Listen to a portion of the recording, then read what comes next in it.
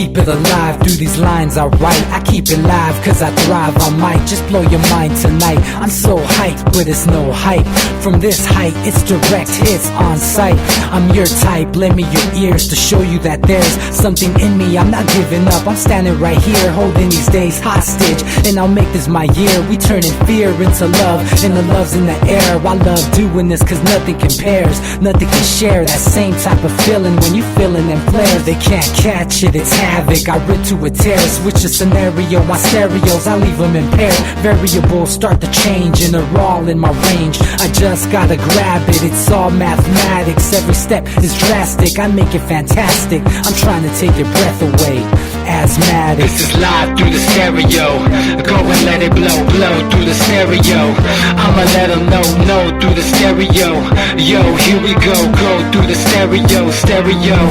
This is live through the stereo. Go and let it blow, blow through the stereo. I'ma let them know through the stereo. Yo, here we go through the stereo, stereo. Yeah, just nod your head with it. So explicit and vivid. Every image is intricate, intimate. I put my all into it. No scrimmage and no rules. I'm a pro tool. Hear my heartbeat, beat into the vocals. I'm so loco, lost my mind, oh no. It's ponderoso, dope, so no overdose, cause it's dope, yo. Man, this is house grown, mixed with some milestones. So I let the style flow down like the Dow Jones. Bringing it with some foul tones, letting the crowd know we getting loud, so it's eardrum rudiments. Yeah, we bring it rude again. Move, little hooligan. Music for tuning in, full time to the 10. I'm on my clock like I told you. I'm doing this for dreams we pursuing. Hey everybody, welcome back to the Anti-Media Radio Show. Once again with your host Nick Bernabe here on UCY.tv. Thank you for tuning in. Welcome back to the show. Hopefully you caught our last show last Wednesday. We went over all kinds of great stuff and some horrible things as well. We had some awesome guests, and we've been trying to do more of that lately. Is get some more guests on the show that can talk about a lot of these topics, these anti-establishment topics and these anti-establishment solutions more in depth. Because I know you guys get tired of hearing us rattle on about it all the time. So it's nice to spice the program up a little bit. I am joined by my co-host DB Schwartz tonight. How you doing tonight, bro? Doing good, Nick.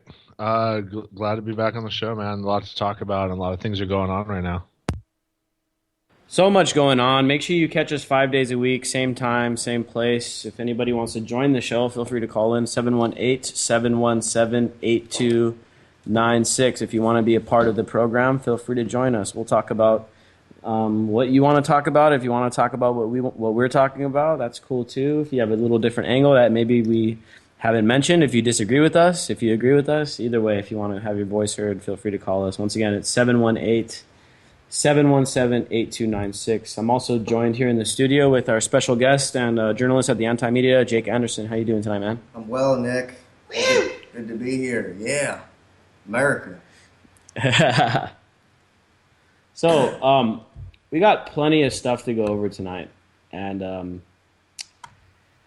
the first thing I want to touch on here is this crazy story that came out this morning, and I'm sure, I don't know if everyone saw it. A lot of people probably did. It was trending on Facebook. It was big on Twitter. The White House has officially responded to it, and that's what we're going to talk about first. But it's a story that I think a lot of people listening probably already have some pretty strong feelings about and opinions on. What it has to do with is the Bin Laden story and the whole official killing of Bin Laden. And there's been a lot of people that have been calling this into question for a long time because just because of the coincidences surrounding the whole killing. And they supposedly buried him at sea, and they've never provided a full amount of evidence supporting the story about how they captured him. He was reported dead several times long before he was supposedly killed in the raid by the SEAL Team 6.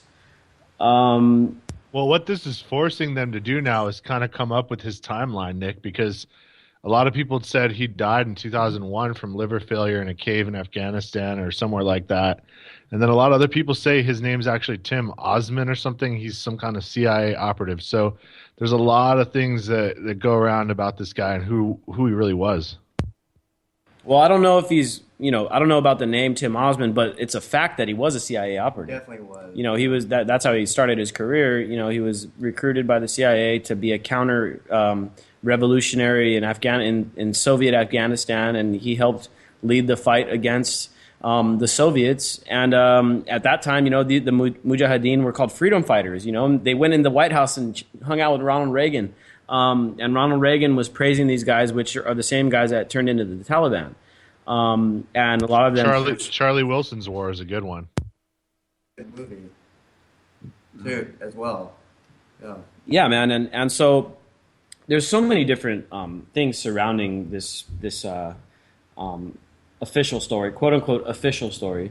But anyway, there's a journalist, and this guy is pretty well-respected, pretty renowned guy by the name of Seymour Hersh. Apparently he's won a Pulitzer Prize, which is some kind of journalism award. So, he's got some kind of clout in the media, and he came out with this report last night, and he basically was saying, hey, you know what? I mean, I'm not saying bin Laden's not dead, but I'm saying that the story we were told about this, the specifics are pretty much not true, and there's basically a whole book about his findings. But we have a story on the anti-media that kind of selected a few of the key points out of it. And again, he's not going real deep down the rabbit hole here or anything, but he's just saying that, maybe some of this stuff isn't factual. The first point is that he's basically saying that bin Laden was actually a prisoner of the Pakistani intelligence at the compound where he was killed, and that he was being protected by Pakistan in return for Saudi cash. And so basically what's being said here is that the Pakistanis knew where he was. The Saudis were funding his safekeeping. And, this kind of ties into this new report that the Congress has their hands on right now, and it's not been released to the public yet. And when it is released to the public, it's probably going to be heavily redacted. But several of the congressmen that have seen it, like Thomas Macy, has basically said, hey, this is going to rewrite everything that we thought we knew about 9/11 and, the hijackings. And most people have speculated that it's probably going to show, at the very least, it's going to show that it was mostly the Saudis and maybe even part of the royal family that was behind the funding and the planning of, all the events that transpired on 9/11. So this kind of ties it back into that. Who may or may not have been a proxy group established by the CIA. What at the very least started as a proxy group by the CIA. Is Al-Qaeda under direct CIA control now? It's doubtful. I mean, you never know. It's doubtful. But it was definitely created by the CIA. We can factually say that the Twin Towers were brought down by a CIA agent. CIA operative. CIA operative, yeah. All right, so then the next point here is that there was two senior Pakistani military leaders who knew about the raid in advance and had basically cleared the way for the helicopters to be flown in. So all this stuff that was said about how they used this stealth helicopter and they snuck in and, Pakistan, we didn't know that it was going to happen and stuff. That was probably bullshit as well, according to this new report. The next point here is that they were lying. What Hersh is saying is that they were lying about how they were tracking bin Laden, and because they said that they were tracking his couriers, which are the people that were delivering his notes and stuff, because the guy wasn't using electronic communications because he knew, he knows that the NSA and all that stuff. And come on, it's a former CIA guy. He knows all about this stuff. So they're basically saying that it wasn't the U.S. intelligence that was actually tracking this guy. It was just some guy that was a Pakistani intelligence officer that got bribed to give away the whereabouts of bin Laden. I can't believe this is pretty intense coming from a guy who won the Pulitzer. I mean, that's a pretty reputable award. Yeah, man. But Noam Chomsky's been coming out with this rhetoric similar to this, questioning, sacrosanct truths very recently. So it's not tremendously surprising. So basically, he's just saying that there was a lot of falsehoods there, and it calls into question the integrity of the official story. And most people question the official story from the gate.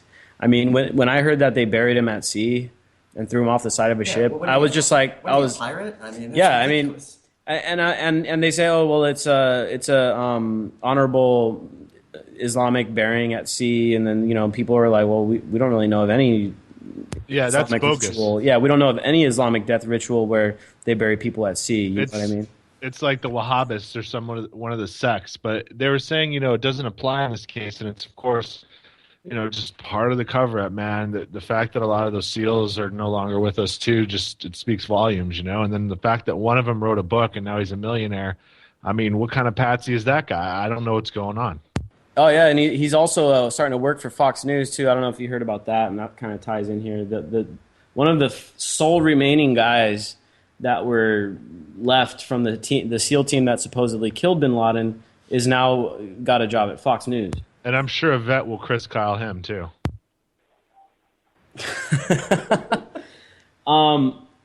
Yeah, and to me that's another point that really sticks out. Is that this whole the whole almost the entire SEAL team that was supposedly part of that raid went down in one helicopter crash, and now a few things don't add up there. For one, the helicopter is not supposed to carry that many people.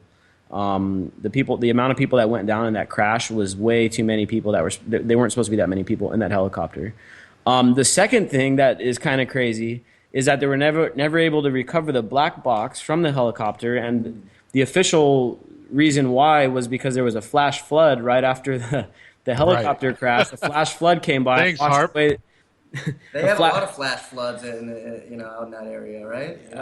I mean, I don't know the microclimate out there, but a flash flood came by right after the helicopter crash and wiped out the black box, and they weren't able to recover it. So I mean, that's pretty convenient as well.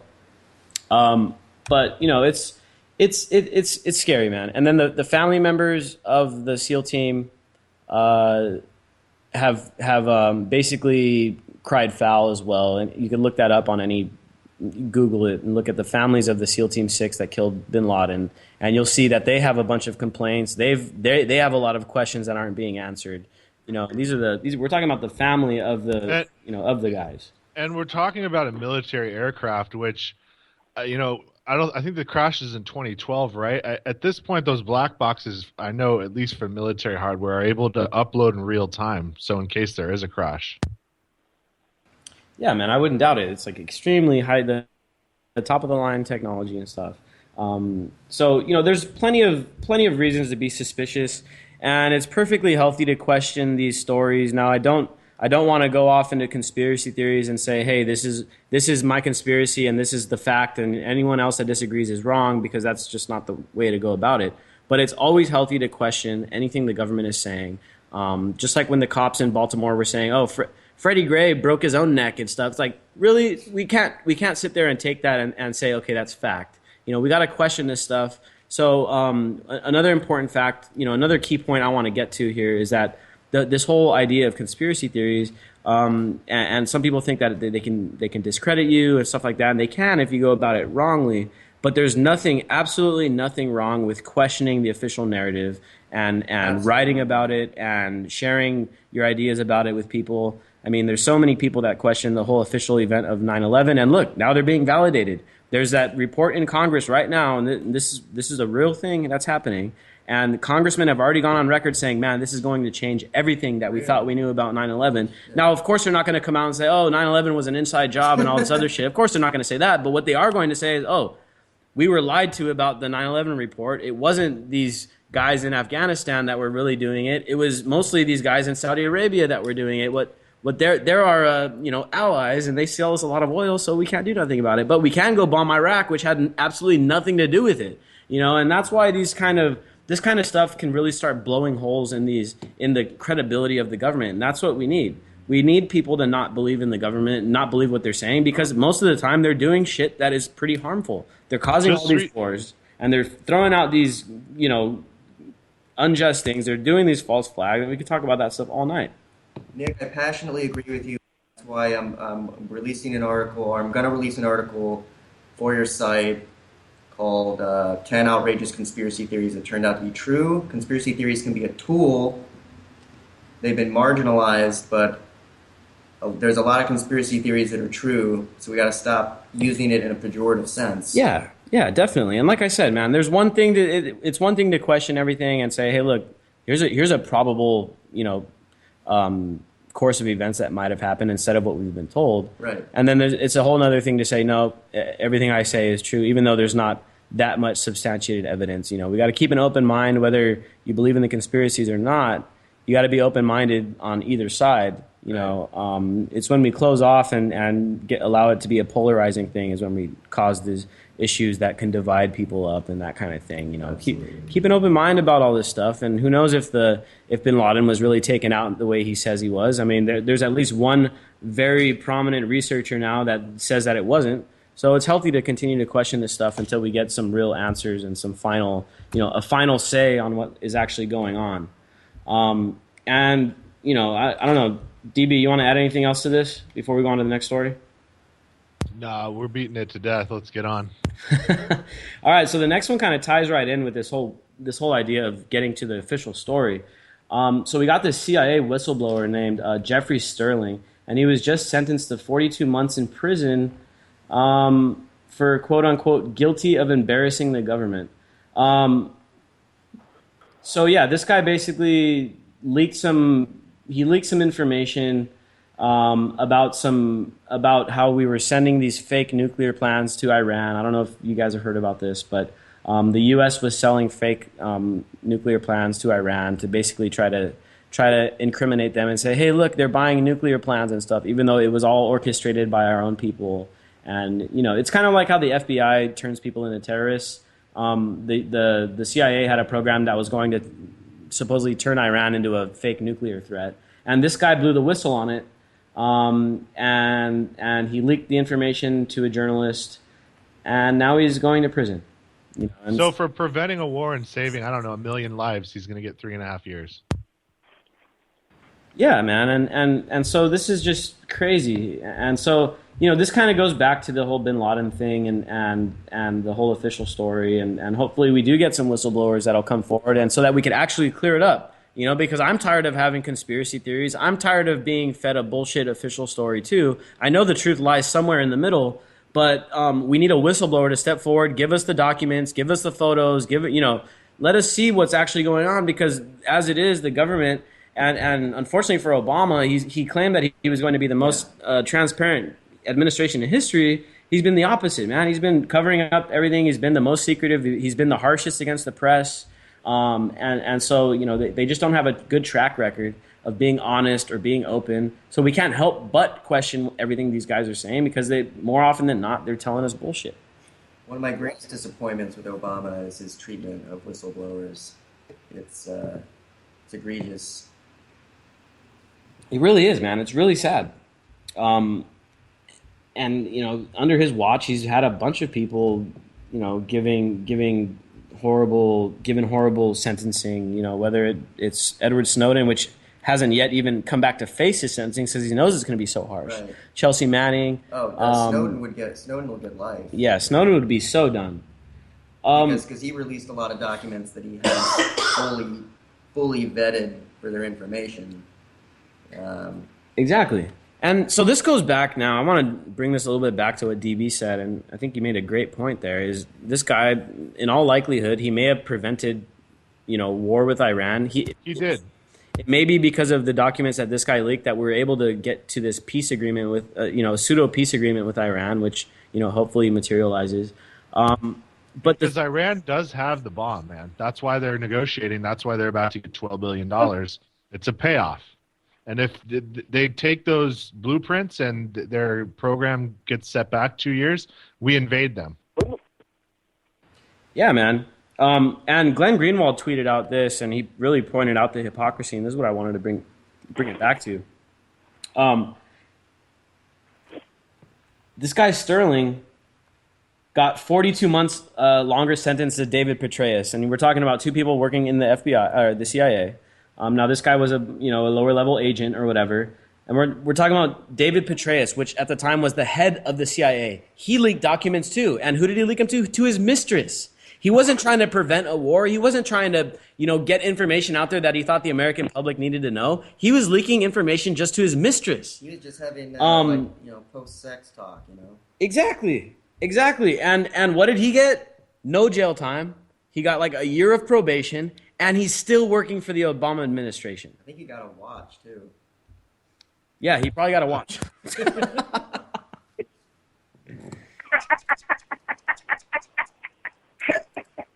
So I think we're joined on the call now by Manny Aguilar. How's it going, man? We missed you last week.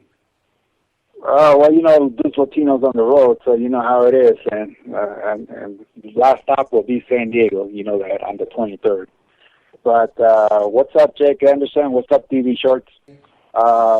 Basically, I am shocked about the things I see that I cannot believe that I see that the government's doing, but they don't amaze me. It's just sometimes I think, if you're going to lie to me, dude, at least make up a good one, not a Mickey Mouse one. It's like, dude, really, it's so crazy. Just like, it's just amazing. It really is amazing. Hey. Been monitoring this thing with the top in Arizona. They fired him, and now he's going to fight to get his job back after he hit this guy on video and everything. He wants his job back, and they've been having problems with that cop in Arizona, Phoenix, stuff like that, And so it's kind of brutal, And right now, obviously, Sanctity is really, oh my God, I thought I was going to get arrested again here in Mexico again. But it's just these cops are out of control. I mean, completely started banging these people, blood everywhere. I mean, seriously, So I said to myself, you know what? It's time to head to the United States.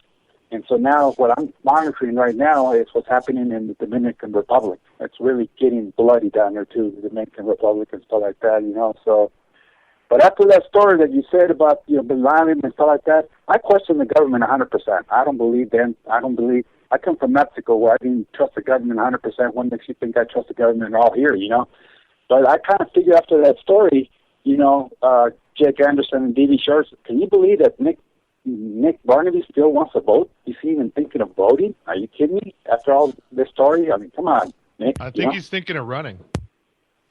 Hey, I might run for president this coming election. I'm not old enough yet, but... Why don't you run for the mayor of the Chula Vista and clean that crap hole up, Nick? I don't believe in changing it from the inside, man.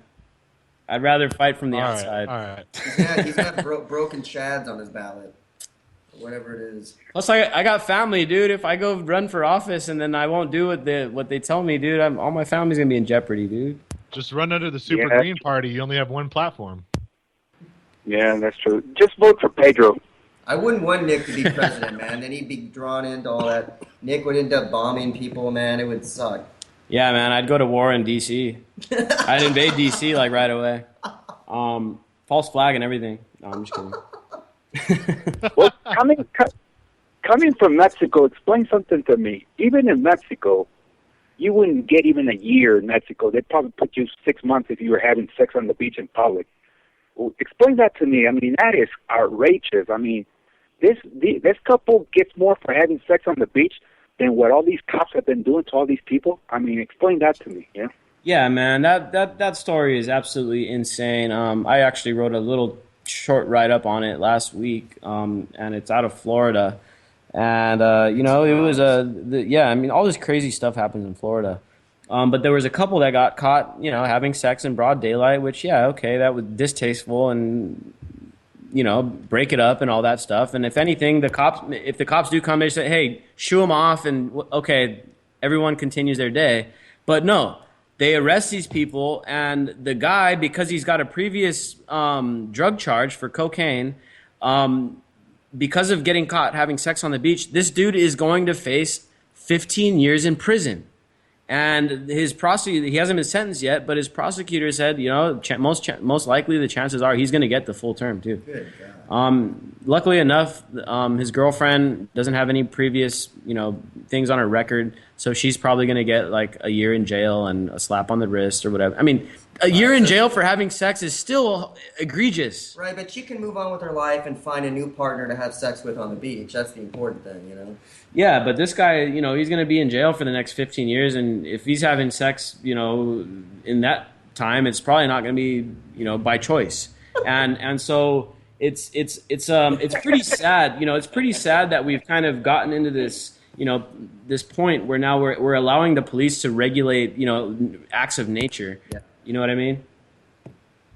It's like, well, it's also it's also a kind of headline that is sensationalist and distracts from larger issues, and I think the legal industrial complex loves these kinds of cases that they can, pin up on the nightly news. It creates a news cycle. I mean, to me, it's very. I mean, yes, it is legislating morality on the streets, but it's also there's an element of Deflategate to it, where it's just distracting people from the the larger issues. Yeah, but I think it also it kind of helps people understand like, damn, this shit's got out of control, man. It's like we're regulating people's sex lives now. I mean, shit. That's the whole this whole debate on gay marriage and stuff. It's kind of part of this topic about these people having sex on the beach. This is an act of nature, and the government feels like it's compelled to regulate acts of nature and regulate bodily functions and things like that. And if you look back on the books back into the 50s, and previous to that, even now. There's some states still have laws on the book where you can't have people living together. What do they call it? Illicit cohabitation or something like that. Where there's laws in some states where it's like, oh, you can't live together with a man and a woman unless you're married and stuff like that. And then they're back in the 50s and 60s and before that there were laws against interracial marriage. You couldn't. If you're black and white, you can't be married. And things like that. And, fortunately for me, my ancestors were willing to disobey those unjust laws. And I am the product of multiple interracial marriages and relationships and stuff like that. So, thankfully people were willing to disobey that kind of stuff. But it just kind of goes to show that the government, they really don't know where their authority stops and starts. It's like, okay, you're tasked with protecting the Constitution, upholding our rights. That was like the initial, when this country was birthed, that was what they were supposed to do. Uphold the rights of certain people, which were rich landowning people with light skin.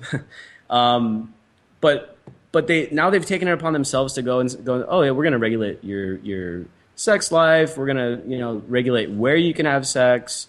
We're going to regulate who you can have sex with. Nick, didn't some law just pass in California with mandatory vaccinations? Imagine what that's going to do, man. That's just the start. Yeah, man.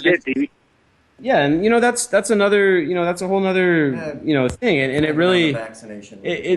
But it is wrong to do compulsory vaccinations just because it is a health choice, and a lot of the detractors that it's all about herd immunity and stuff like that, and in a way they're right, but at the same time you can't give up these individual rights that people are supposed to have for the sake of supposedly the greater good. And history. The what do they say? The path to hell is paved in good intention. And mandatory vaccination. It's supposedly out of good intention, but again, it can have bad after effects. When some of these vaccines we find out have been causing health issues, and there's been billions of dollars in lawsuits that have been lost by the government against GMO sourced here too, Nick. Don't forget that in Europe they're not, and they don't have these problems.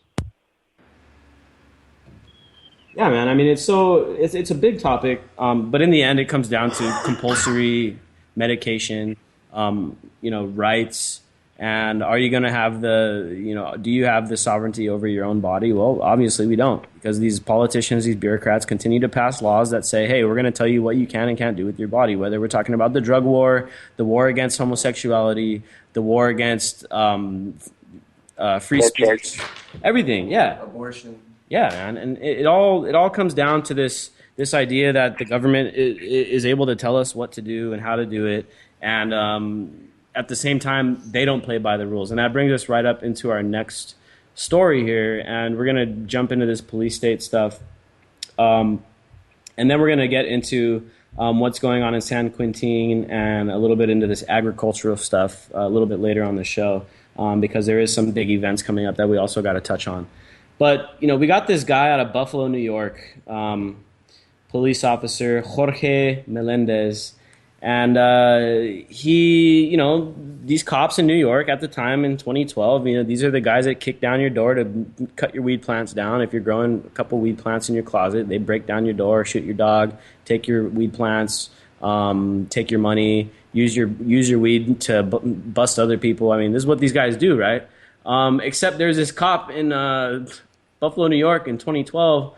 He got caught running a marijuana ring, and he got caught growing 100 plants, and he got sent to 4 years in prison, which, by the way, is a lot less than what he was supposed to be sentenced to. The minimum sentence is 5 to 40 years. And of course, coincidentally, he's a cop. He only gets 4 years. But that's not where the story really gets twisted. I mean, yeah, that's bad enough. But this guy now is being given 200 grand in back pay. Because the police union went and sued the city and said, hey, you fired this guy incorrectly because of a technicality. And so now the taxpayers of Buffalo, New York are going to have to give this guy another 200 grand, even though he's the biggest hypocritical asshole that is probably in Buffalo, New York. This is the kind of people that are enforcing the drug war. And this goes back to a big thing that we talk about here on the Anti-Media a lot. It's hypocrisy, right? It's a guy that will arrest you for growing weed, but at the same time runs a weed ring. And now, just to add, insult to injury, he's getting 200 grand when he gets out of jail, and that's just insane. It's just crazy. But I mean, we got all kinds of crazy cop stories here. This one out of Venice Beach, just north of here in LA, they gunned down a young African American guy named Brendan Glenn, and he's a guy that lives on the streets. And if you look at a lot of what goes on with the killing of police. It's a lot of the guys that are, a lot of the people that are out on the streets, the unhoused, the vagrants, the African American people, and a lot of people that have mental illness, and this guy was no different. He got gunned down, and over a little argument that was at a restaurant, he gets gunned down. But, this story kind of takes a twist for the worst, because basically the community in Venice Beach, anyone familiar with it, it's kind of like Ocean Beach here in San Diego, where, the people that live on the streets are a big part of the community. They live there, and they make a living there, they clean up, they, recycle, they're part of the community, and the people take care of each other out there. But what happened in Venice is that after the news came out of this guy getting shot, the community has been up in arms, man. They're extremely upset. This guy was well liked in the community, and there's video on the Anti-Media. You guys can go check it out. Just Google or search Venice Beach on the Anti-Media. You'll see the article, the previous article about this story, previous to the one I'm talking about now.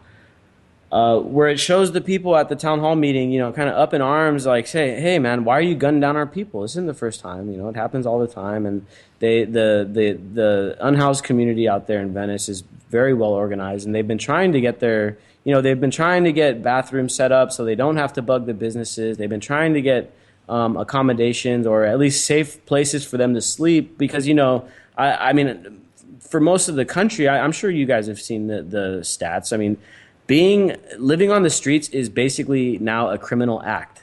You get caught laying on the sidewalk and you get a ticket, or you get thrown in jail. And so it's no different in Venice Beach. The people are getting harassed all the time by the cops. They don't have accommodations. They don't have bathrooms. So then they end up having to take pisses on the streets. And you know what happens in California when you get caught taking a piss on the street? You get registered as a sex offender. And so basically what's gone on is they've criminalized the hell out of living out on the streets, not having a house. And I mean, places have they put up spikes under the bridges, right? yeah, I mean that mostly. I don't know. I haven't heard any cases in the U.S., but in the U.K. and England, that's been going on a lot. There was a McDonald's that had done it and caught a huge backlash. But what happened here in Venice is after the community kind of was up in arms, like, hey, you guys got to stop killing our people. You got to start making accommodations. Where's all this tax money going that's supposed to be helping these people? Because the money's there. It's being wasted. But instead of saying, yeah, you guys are right, we're going to go out there, we're going to put in some bathrooms, we're going to designate some space for people to be safe and for them to sleep and all that stuff. No, that's not what they did. They went out and they started harassing all of the people living on the streets in what they call cleanings or sweeps. And basically they rounding up people. And they're now after so many people were outraged, they're saying, okay, now journalists aren't allowed in while we do these sweeps. And so they're going down there, they're forcefully relocating people, sweeping them up basically it's almost like a curfew sweep, but they're just targeting anybody that looks like they're not, anybody that looks like they're living on the street, and they're targeting them and they're forcing them to relocate, checking, searching through their stuff, and just infringing on their way of life. And so the community in Venice is pretty outraged that this is going on, because the reason they were mad in the first place is because this guy got gunned down. They want better conditions for the people living out there. And instead of the city council saying, yeah, we're going to make some concessions, the city council said, hey, we're not going to talk to any activists. If any of the people that are living on the streets come in here with activists, we're not going to talk to you. And now they're saying we're not going to let any journalists out there when we're doing these sweeps, when we're cleaning up the streets.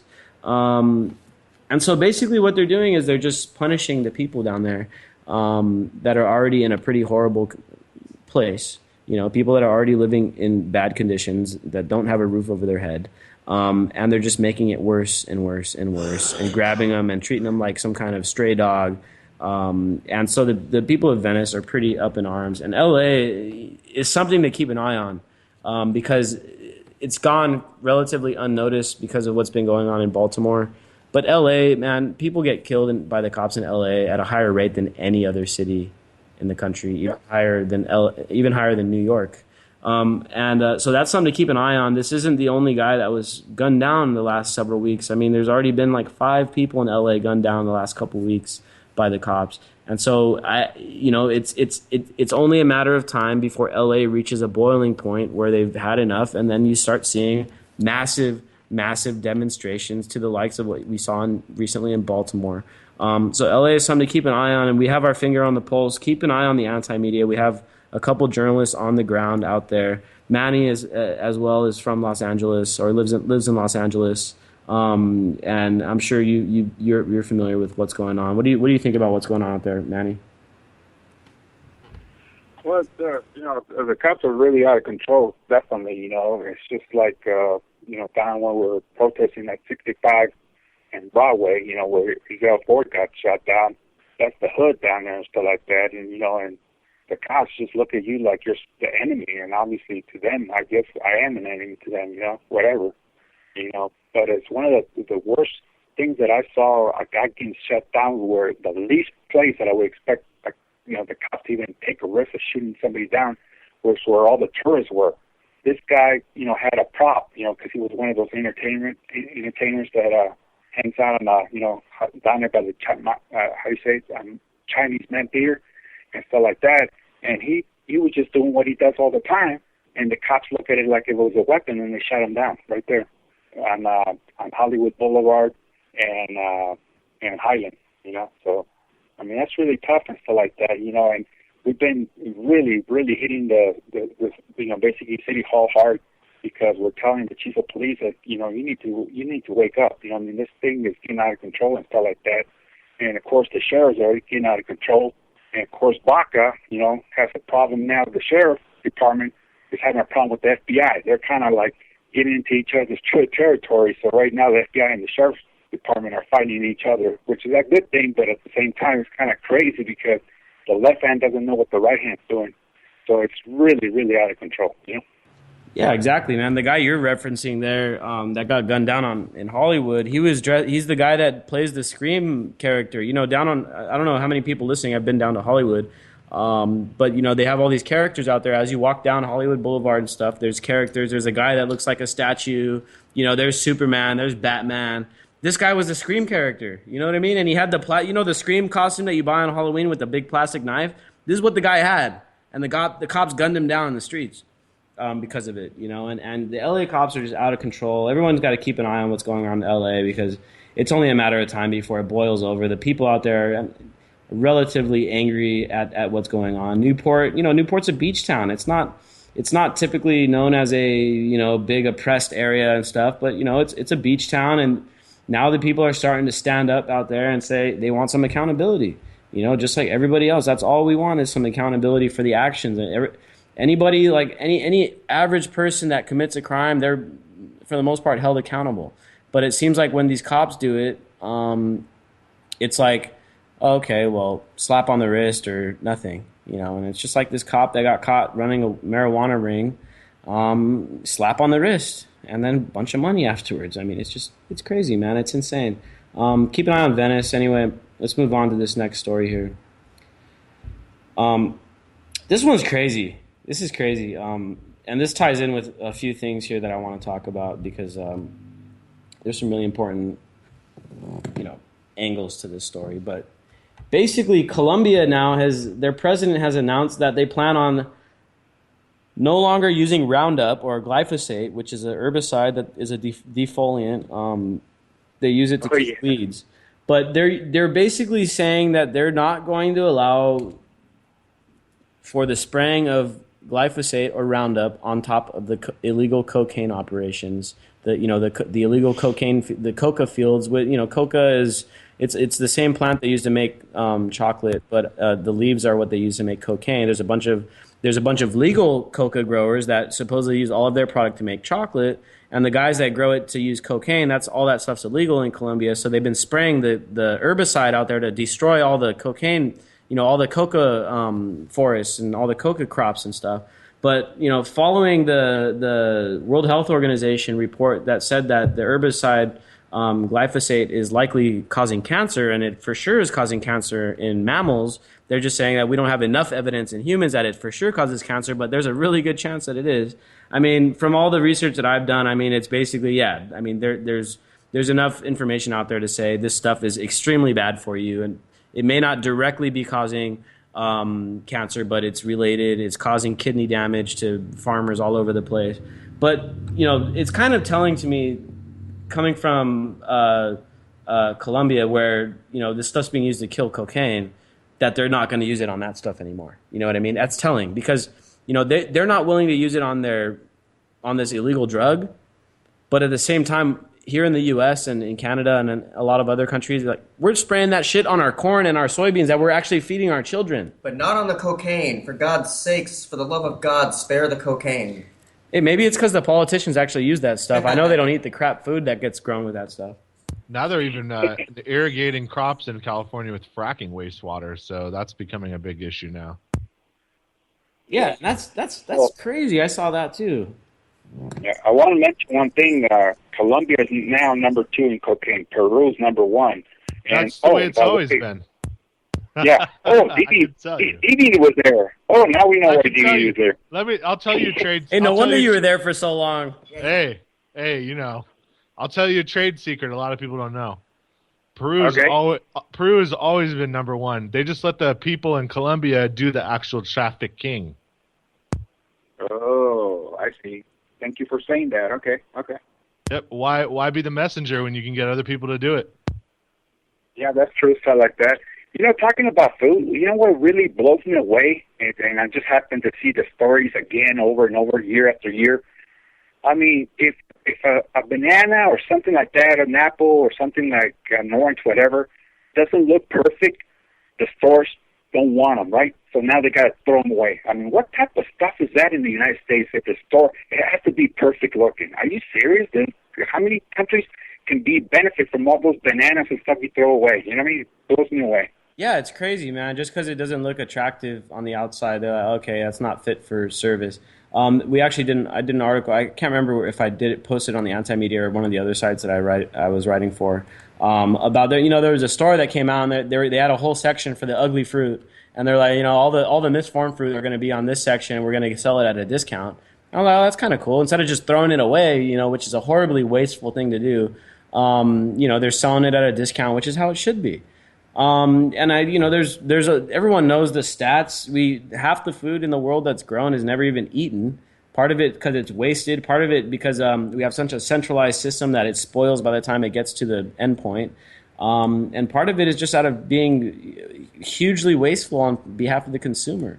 And look at all the restaurants out there that throw away a lot of stuff that spoils, and all the grocery store. You go to the grocery store and they have that little deli section and stuff, and they make that food in the morning, and by the end of the night, they throw it away. And if they don't, the people the next day are probably going to, you eat it a couple days later, you're going to get sick. So there's a reason why that they have to do something with it, but throwing it away is idiotic. And then they prosecute dumpster divers, people who try and salvage the food. They prosecute the hell out of them. Yeah. Or they'll pour bleach on the food a lot of places. So it's in a microcosm. It's showing kind of how everything is wrong, because the reason we have so much waste is we have huge crop yields because we're using GMOs and that pesticiding the hell out of food, and we're growing unhealthy junk food. And even with it being cheap, people can't afford it anymore. And we got to go back to the old ways where we ban all that crap. And if you can't afford to eat, steak, filet mignon or whatever, so be it. But then people will start growing their own food. Yeah, man, there's so many different ways of going about it, and shit, dude, we waste so much of it as it is. And so now that you bring that up, I want to tie this in, because this whole glyphosate thing, Roundup, is all agricultural stuff. It ties into a couple of these points I want to make here. The first is I want to go back to something Manny mentioned at the beginning of the show, and this is the situation down in San Quentin, which is just south of San Diego. I'm sure a lot of people are aware, but a lot of our produce in the United States comes from Mexico.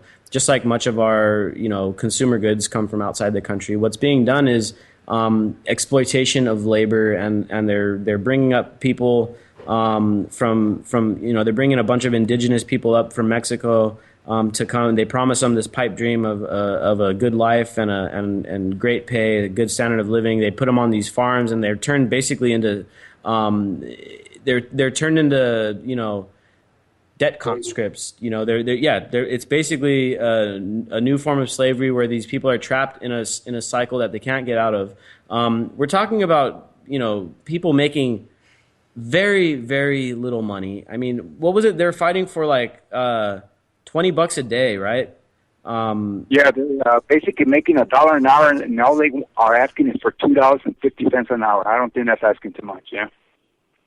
Exactly, man. And so, we're talking about people that are doing like some of the harshest labor on the planet. We're talking about day laboring people that are working in the farms, in the fields, actually doing the work that's required for all of us to eat. And then, we sit here and throw away half the damn food that's being grown, and it's like a huge slap in the face. And then at the same time, these guys, the people that own these plantations, and that's what they are, let's not mince words here, they got plantations going on down there in Mexico. And these guys are being paid basically nothing. They're getting pesticides thrown on them. This is where this ties back in here. These guys are getting the very worst end of a lot of what's going on, man. They're getting the pesticides. They're getting the very low standard of living, basically zero rights. They're getting abused. The women are being sexually abused. It's indentured servitude. It's indentured servitude, man. And this is what's going on. These are the people growing our food. I think it's time for Americans to be a bit more concerned about what's going on, and look at more where our all the stuff that we consume is coming from, and think about the practices that are going on behind the scenes, and not be oblivious to the fact that we might be eating these nice fresh strawberries and stuff, but it's it's blood. It's just like the blood diamonds, man. It's nothing different. Sweat fruit. Almost everything that we get in this country is blood. You know what I'm saying? And so we got to look at that stuff. Nick, that's what the TPP is about, and that's why they're enrolling Jade Helm, dude. When they hammer that in, the dollar's going to collapse, and all of our way of life is going to be changed overnight. And there's going to be mass change and hysteria if people aren't ready for it. But DB, that's what it is, dude. DB, what do you think that the actual percentage chance of the dollar collapsing in the next 2 years is? Well, I think it's going to happen this year, and I think it's going to be a 50% collapse. That's just my own take on it. I mean, if you have dollars right now, convert them into silver. Silver may go up 10 times what it's worth now. Who knows? There's going to be that 2-week period of insanity, and that's what you need to prep for. If anybody's kind of a prepper, 2 weeks, you need that minimum. I don't know about these people with 2 years. What are you going to do, fight off the world? I don't know, man. I definitely think it's more of a drawn-out scenario. It takes a long time for empires to fall. Well, fast track, dude. I mean, if they hammer it in. Rome wasn't built in a day. It also wasn't destroyed in a day. That's true, but I mean, the dollar collapse won't destroy us. I'm just saying it's going to make a change, and we're going to go into not a third world, but we're going to go into what they've always envisioned, which is America is a colony. Yeah, and some would argue that we've always kind of been one, right? For a long time, anyway. We started as one, we kind of been one, it's crazy, man. It's crazy, but we got to get into this whole food supply debacle. Now, what's going on in San Quentin, it took a turn for the worse a couple of days ago. And I'm sure Manny can elaborate a little more on this. But, these people down there, so what's going on is that the people in San Quentin have now gotten organized. These are the workers, right? The farm workers that are down there that are growing our food. They've organized and they've gone on strike. And they said, you know what, we're going to refuse to work until you guys give us at least $2.50 an hour. And I mean, that isn't that much to ask for, to be honest. But they've been striking, and it's been really effective. It really has been, and that's why what happened a couple of days ago happened. And what happened was there was a brutal police crackdown. Why didn't we hear about it in the news when we were hearing about whenever there's a crackdown in Ukraine or Syria? I mean, we hear about that, but it's right here on our backyard. Oh, let's not talk about that. Well, that's because this is all part of it's part of their game. Our power structure here in the U.S. they're benefiting from that structure, from that oppression, from those horrible labor practices. They're reaping the benefits from it. So the media just decide, okay, we're just not going to talk about that. You know what I mean? So that's why we got to, these are the stories that are right here in our backyard, the food in our mouths, and it's being done by slave labor, more or less. And now the workers are in a way rebelling. And now there's been a brutal police crackdown. And there's countless people been injured, arrested. There's even been reports of people being killed in the streets by the cops. I wasn't able to confirm that. I don't know if Manny has any more information on it, but it's pretty dire, man. And it all stems from this really corporate food supply that we've allowed ourselves to slip into, where we have to put people into those situations where they have to be under those horrible labor conditions. Exactly. And it wasn't the local cops that came after them. It was the state cops, stuff like that. So it's just kind of, for me, it's brutalizing because I was a migrant worker back in Imperial Valley and stuff like that. And people, don't understand that, we were fighting for water in the fields and for a bathroom in the fields. I mean, one of those portables that the bus connects and, hauls everywhere and stuff like that, So, and right now the boycott against that we're doing is boycotting Driscoll, as you guys know, strawberries and et cetera, et cetera, et cetera, But one of the things, too, that I want to mention is people also have to understand where their clothes is coming from, because a lot of these people are using these sweatshops, as you guys call them here in the United States, and a lot of American companies have their maquiladoras in Tijuana because they can exploit people over there and they can't do it here, which is sad, Yeah, man. A lot of this stuff, and I've been thinking about this a lot lately. I'm talking to my friends and stuff, and people like to talk about the American standard of living, and and it's true. I mean, we do have a higher standard of living than a lot of countries out there, but unfortunately, it comes at a heavy price. And I'm not just talking about the tax money that's required to send armies, or to send, in this instance, the Humvees that are being used by those state police down in San Quentin are supplied by the U.S. The AR-15s that the guys carry around, the M16s, whatever it is these guys carry, those are supplied by the U.S. Their radio gear, all the military equipment that these guys have, it's all funded by the U.S. And it's not funded; it's given. It's aid. Yep. They send them billions of dollars in aid a year of military equipment to Mexico to fight against. To arm up these police and these federales and all to arm up their army and all that stuff to fight this pseudo war on drugs. So the thing is that a lot of this stuff, the standard of living that we have in the U.S., a lot of it is based on blood, man. It's blood money. It's earned through blood. It's war. It's it's not just the money that we spend doing all these wars, man. All the lives, since the war on terror started, it's been over 1 million Iraqis that have perished because of it.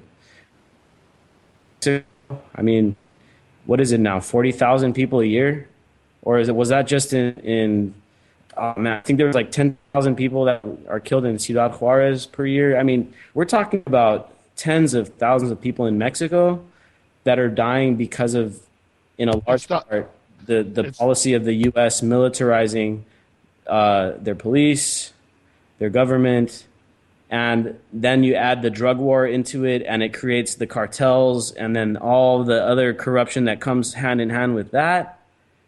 I mean, dude, we got to start thinking about all this stuff going on around and really take a introspective look at ourselves and say, hey, our money, everything we buy, it's going into that thing, and we got to start trying to address that, whether it be through creating alternatives or trying to improve the lives of the people that are doing the work, whether it's the farm worker or the factory worker.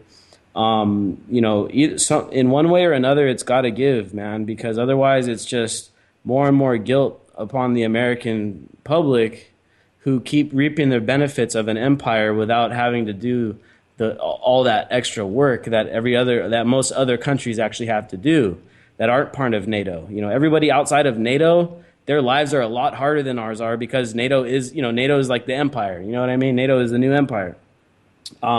Anybody not in there is basically either under the influence, the subjugation, or against. In the case of like with Russia, and it's kind of an opposing force. But if you're not in it, then you're a subject of it. If you're subject of it, it's even worse, man. That means you're getting subjugated and corporatized by the American ideal of democracy, freedom and democracy, which is this total corporatization, corporate takeover of all your resources and all your labor and all your productivity and stuff. I mean, this is a fact of life for a lot of people around the world, and we're just here. For many people, they're isolated from it. Even the people have said, it's like America's poor are like, the pretty well off compared to people that are poor in other countries. And while that's not true in every case, in many ways it is, and so it's just, I don't know how to really explain it, but there's just so much going on around us that we need to really be more aware of it. And that's why it's so important to spread the information and figure out new ways of spreading it. If all the people that you already know are already thinking the same way, reach out to new people, and these ideas will keep spreading. And it's all about being more rooted in justice, in everything we do, because it's about becoming a 10%er. That's all we need to change history. Yeah, and every movement starts small and they grow, and of course the movement for freedom is a very fractured movement. There's so many different sects, that you got the different subjective opinions on what freedom is. Yeah, exactly. So you got the people, you got progressives, you got libertarians, you got anarchists, you got green, you got socialists. You got all these different perspectives, but they all kind of are searching for the same thing, which is to live a free life in the way that they can define a free life. Right. Yeah. And so everybody's definition will be slightly different, but a lot of people can find a lot of common ground, and that's the way we can do this. It's good for us to disagree. We used to be a lab for democracy, and that's what it should be. But when it becomes a corporatocracy, and the lab's being bought and sold, and all the tools are being bought and sold, and the people taking part in the experiment are being bought and sold, it's not a true fertile ground for testing what a democracy can be anymore.